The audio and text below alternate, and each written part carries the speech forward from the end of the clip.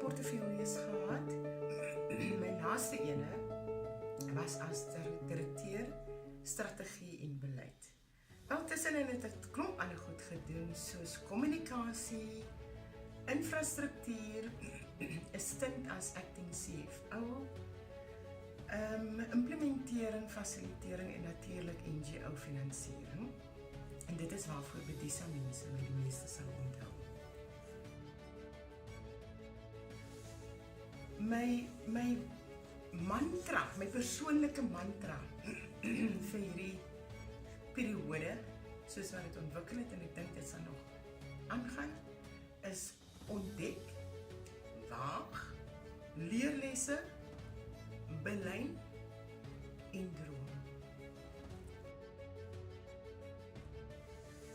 Wat betref die betrokkenheid van besighede by Bedisa, ek dink vir my die belangrikste ding wat my regtig aan die hart gegryp het, was die SONA, die laaste gedeelte van die president, Here am I, send me. En nie net vir Bedisa nie, alle besighede, alle sektore van ons land. Be there, be sent, raak betrokke.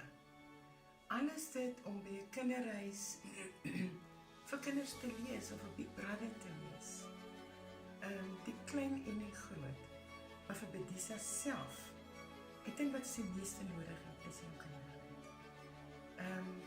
By die beheerrade, by ons verskeie komitees, regskundigheid, bemarkingskundigheid, finansiële kundigheid. Become a Bedisa champion. Be our advocate, lobby vir ons, skep vir ons geleenthede, stel ons bekend by ander mense.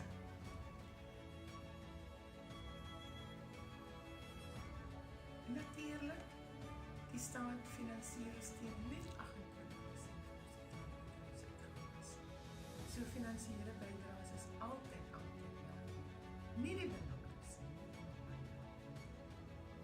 Ek het ook gedink of ons kyk nou in terme van finansiële volhoubaarheid vir Bedisa, na die konsep van social enterprises.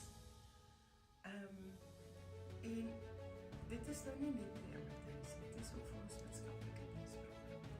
Een van die opsies waarna ek dink is, een van die strengths is om 'n professionele maatskaplike werkdiens te lewer.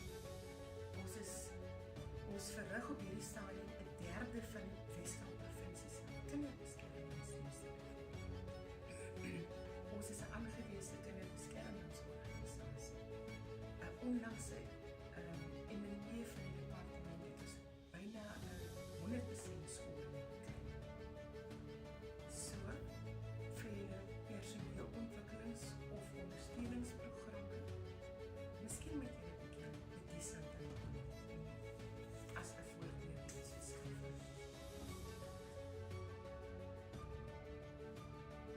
Wat betref my visie vir Bedisa, is al 5 goed waaroor ek droom. Die eerste een is die versterking van 'n Bedisa handelsmerk wat respek en vertroue afdwing. Tweedens, om 'n balans te kry tussen leierskapsvoorplooibaarheid, diensleweringsinnovasie en korporatiewe bestuur. Ek werk op hierdie stadium baie hard aan instandhoudings of standhoudende en voordelige vennootskappe tussen die kerk, met die staat en met byvoorbeeld tersiêre instellings soos ons universiteite. Baie belangrik vir my is Bedisa programme wat voldoende in staat gestel is voldoende befonds, het ook toegang tot geleenthede, sodat hulle onbevange dienste kan verrig en dat hulle onbevange saam met ons kan droom oor hierdie voorkeurdiensverskaffer wat ons wil vestig. iets wat ons daarmee baie gaan help en hiermee maak klaar, is dat ons begin om tegnologie meer sinvol te gebruik vir die verligting van die administratiewe las op maatskaplike werkers, om kommunikasie te verbeter met ons 150 plus programme, met hulle eie beheerrade, met hulle personeel. Ons praat van in 'n totaal van omtrent 5000 mense en natuurlik